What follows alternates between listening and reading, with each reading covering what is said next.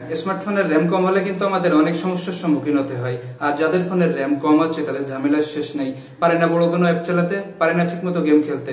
আর এই র্যাম কম হওয়ার ফলে ফোন হয় ছোট এবং হ্যাং। আজকের ভিডিওতে ফোনের র্যাম নিয়ে কথা বলবো। র্যাম কি, র্যাম কিভাবে কাজ করে, আসলে ফোনের র্যাম কি বৃদ্ধি করা যায়, আর যদি যায় তাহলে সেটা কিভাবে। এজন্য ভিডিওটি দেখতে থাকুন। আমি সূর্য আছি আপনাদের সাথে, and welcome to my channel. Welcome back.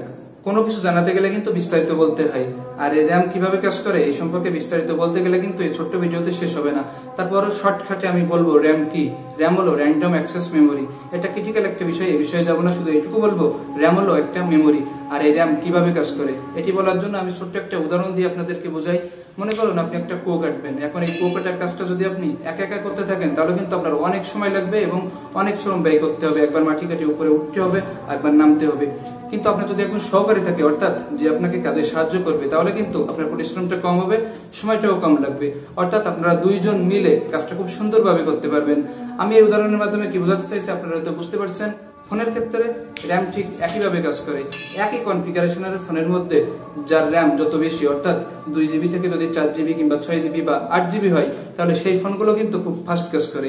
এখন এই র্যাম কি আসলে বৃদ্ধি করা যায়, এই বিষয়টিতে যাওয়ার আগে আরেকটা বিষয় বলে রাখি। আমার এই চ্যানেলে আপনি পাবেন মোবাইল টিপস। এজন্য আপনি যদি আমার চ্যানেলে প্রথম হয়ে থাকেন তাহলে প্লিজ নিচে থাকা সাবস্ক্রাইব বাটনে একটা ক্লিক করে সাবস্ক্রাইব করে নেন এবং পাশে থাকা অ্যালার্ম বাটনে একটা ক্লিক করে দিন, যেন পরবর্তী ভিডিওগুলো আপনি খুঁজে পান ইজিলি। আর যদি ইতিমধ্যে সাবস্ক্রাইব করে থাকেন তাহলে থ্যাংক ইউ সো মাচ। আর ভিডিওটি দেখে ভালো লাগলে কিন্তু লাইক মাস্ট।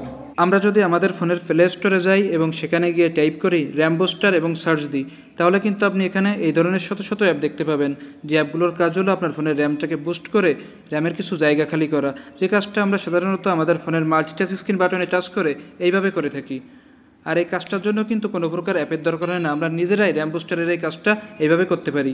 আর এই অ্যাপগুলো কিন্তু শুধুমাত্র ফোনের র্যামটাকে খালি করে, বৃদ্ধি করতে পারে না।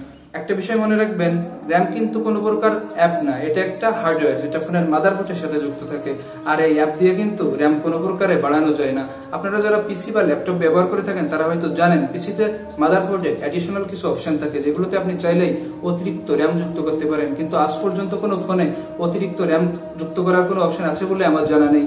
এজন্য র্যাম বৃদ্ধি করার আশায় প্লে স্টোর থেকে অযথা অ্যাপ ডাউনলোড করে উল্টো র্যামটাকে পূর্ণ করার কোনো মানেই হয় না। এর থেকে বরঞ্চ ভালো হয় আপনি সামনে যে ফোনটা কিনবেন সেই ফোনের র্যামটা যেন একটু বেশি হয় এবং সাথে যেন ফোনের স্টোরেজটাও একটু বেশি হয়, তাহলে এই দুইটা মিলে আপনার ফোনের পারফরমেন্স হবে এক্সিলেন্ট। আশা করি আজকের পর থেকে ফোনের র্যাম বাড়ানোর আশায় বিভিন্ন অ্যাপ ডাউনলোড বা ইউটিউব থেকে বিভিন্ন ভিডিও খুঁজে সময় নষ্ট করার দরকার হবে না। ভিডিওটি ভালো লাগলে কমেন্ট করে জানাবেন এবং অবশ্যই একটা লাইক দিবেন আর আমার চ্যানেলটিতে সাবস্ক্রাইব করবেন।